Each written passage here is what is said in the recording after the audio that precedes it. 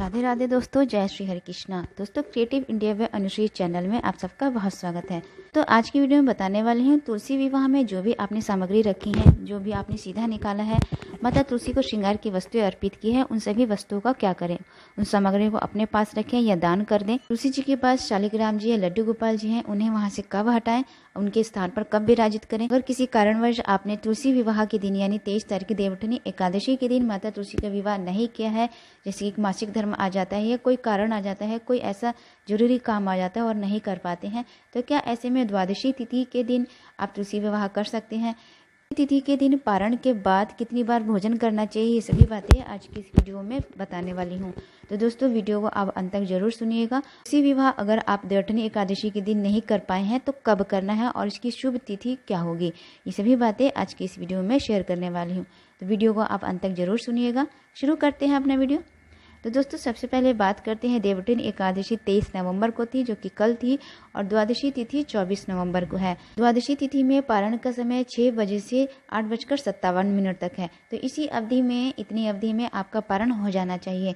अब बात करते हैं द्वादशी तिथि पर पारण के बाद कितनी बार भोजन करना चाहिए। तो देखिए दोस्तों, दशमी तिथि से ही आपका एकादशी का व्रत शुरू हो जाता है, नियम शुरू हो जाते हैं। तो एक दशमी तिथि के दिन आपको सात्विक भोजन करना होता है और एकादशी के दिन पूर्ण दिन निराहार रहकर व्रत धारण कर द्वादशी तिथि में पारण किया जाता है। पारण की अवधि के समय द्वादशी तिथि के दिन केवल 2 बार भोजन किया जाता है, जो कि सुबह पारण के समय और रात के समय किया जाता है।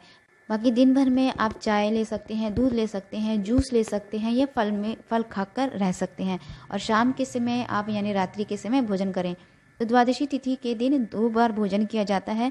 अब बात करते हैं, जो भी आपने तुलसी का विवाह आपने जो देवउठनी एकादशी के दिन किया है, तो माता रानी को जो आपने श्रृंगार की वस्तुएं अर्पित की है या भोग सामग्री अर्पित की है, सीधा निकाला हुआ है, सूखे अनाज निकाले हैं, उनका क्या करें।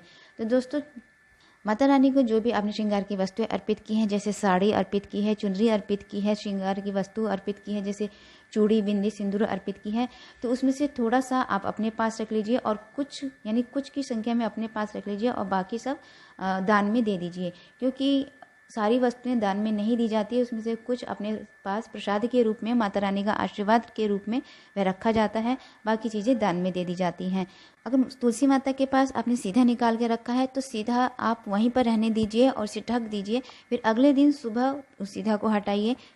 ऐसे श्रृंगार की वस्तुएं भी आप सुबह हटाएंगे। अगर आपने माता रानी को कोई मीठे का भोग लगाया है, जैसे खीर का भोग लगाया है, कोई मिठाई रखी है या बताशा रखा है, तो उसे पूजा के बाद वहाँ से हटा लीजिए, क्योंकि वो खराब हो जाता है, वे चींटियाँ वींटियाँ लग जाती हैं, तो ऐसे दोष लगता है। तो आप माता रानी के तुलसी जी के पास से मीठी वस्तु को हटा लेंगे, मीठी भोग सामग्री को हटा लेंगे, बाकी वस्तुएं आप वहीं रहने देंगे। ये सभी वस्तुएं सुबह द्वादशी तिथि में पारण के बाद हटाएंगे। बात करते हैं, यदि आपने माता तुलसी का विवाह शालिग्राम जी के साथ कराया है या लड्डू गोपाल जी के साथ करा है, कि तो उनको कब उनके स्थान पर विराजित करें। तो यदि आपने शालिग्राम जी के साथ माता रानी का तुलसी माता का विवाह कराया है, तो शालिग्राम जी हैं तो उन्हें वहीं पर ही रहने दें रात भर और फिर सुबह उन्हें वहां से उनके स्थान पर विराजित करें। अगर लड्डू गोपाल जी के साथ उनका विवाह कराया है तो लड्डू गोपाल जी को उठाकर उनके स्थान पर विराजित कर दीजिए, क्योंकि लड्डू गोपाल जी हैं, उनको बच्चे की तरह मानते हैं और उन्हें बाहर छोड़ना अच्छा नहीं होता। तो ऐसे में आप लड्डू गोपाल जी की विग्रह को उनके स्थान पर रख दें और उन्हें, जैसे आप उनकी पूजा करते हैं, उनकी सेवा करते हैं, उसी तरह उनकी सेवा कीजिए।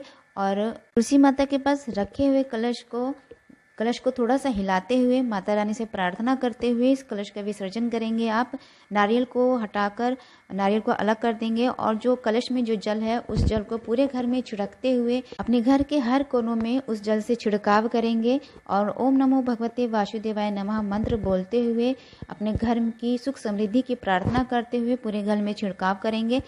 उसके बाद बचे हुए जल को आप तुलसी के जड़ में अर्पित कर देंगे या बगीचे में डाल देंगे या भगवान सूर्यदेव को जल अर्पित कर देंगे।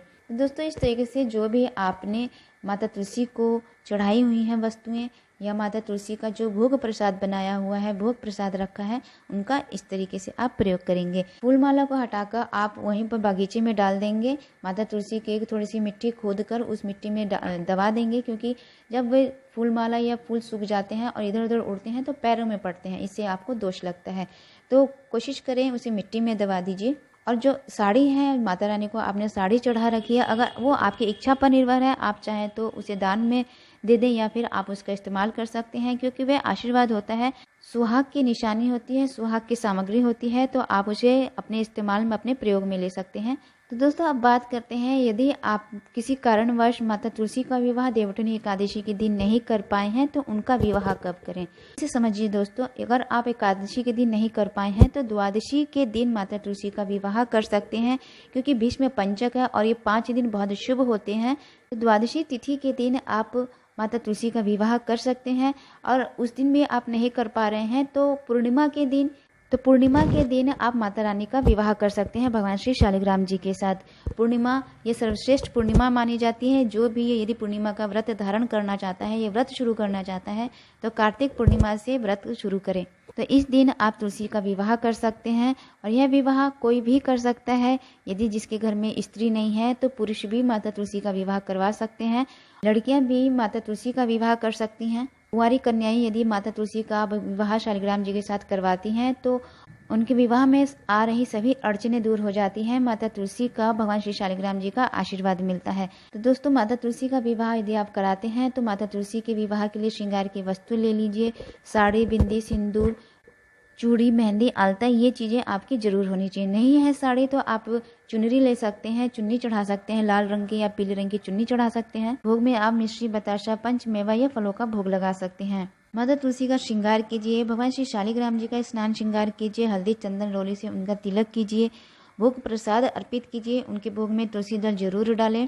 धूप दीप ज्योत प्रज्वलित कीजिए, माता तुलसी की आरती कीजिए, भगवान श्री हरि विष्णु के मंत्रों का 12 मंत्र का जाप कीजिए, माता तुलसी की परिक्रमा कीजिए। माता तुलसी का विवाह करने के बाद वहाँ पर भजन गीत गाया जाता है। तुलसी की आरती कीजिए, उनकी कथा का श्रवण कीजिए। तो दोस्तों इस विधि विधान से माता तुलसी का विवाह कीजिए। आशा करती हूँ आपको ये वीडियो अच्छी लगी होगी, जानकारी अच्छी लगी होगी।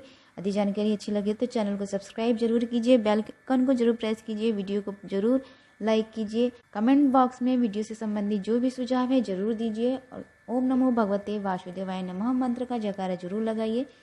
मिलते हैं अगली वीडियो में, तब तक के लिए